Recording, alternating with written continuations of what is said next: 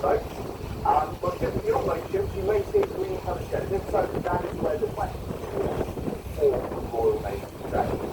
But it never used to be that far away. In fact, it used to be just here on the right, where you can see the cluster of red brick buildings just inland here. Back in its heyday, that site was pretty hard, as you know. It was one of the largest in Europe. In fact, it was so large, it had to be connected to a small train network. But eventually, housing grew a bit close. They deemed it a little bit too unsafe to have so many rentals so close to the different areas, and therefore they then moved it up to where you find it today. But a small area of the site still remains open, using explosions, and it's here you can come and learn about the history of Navy Fire Tower. Right, so we're going to stick on the right-hand side. This area of vegetation on the right, this is known as Morrow Islands. So this is a central substation taking power below greatly across to the Navy base. Beyond that, we then have this pier structure coming out into the harbour of the ship at the very end of it. The pier itself is known as the Oil Fuel Jetty, or the OFJ for short. So this is where the Royal Navy get their fuel from. So every couple of weeks, we have a large refueling tanker, like the Vanguard, come alongside. It will then offload all of its fuel along the pipeline into large storage tanks on the quayside, and then all Navy warships require fuel. They can launch up bars and drag it across the refueled warships on the port side.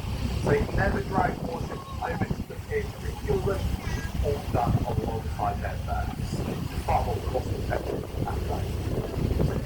Now over our left-hand side, folks, so you switch things up a little bit. From here we get a great view now of Portsmouth and the Millennium Project. Originally, that was going to be called the Millennium Tower, but sadly, due to various related setbacks, wasn't actually completed in 2005. So obviously, unable to call it the Millennium Tower, then it's a rename. There, the Spinning Tower. It also meant to be something built on 6 rooms. The planned build cost for the tower estimated to cost in the region of about £6.9 billion. The tower ended up costing £36 million. But don't worry, all the grand renovating, the Lord Mayor of Portsmouth decided that he would take the very first above the tower a glass city elevator, one was located on the outside of one of the legs. It got roughly 2/3 the way up, and then in front of what the got stuck. Sit there for 2.5 hours, to then be lowered down by the local fire there. Now it's safe to say the lift has now been since, and is now being removed at a further cost of another £2 million. Still down there from the bottom to the top, just need to use a high-speed lift on the inside of one of those legs, and that takes a matter of seconds to do so. The tower today stands double feet at a total height of 170 metres.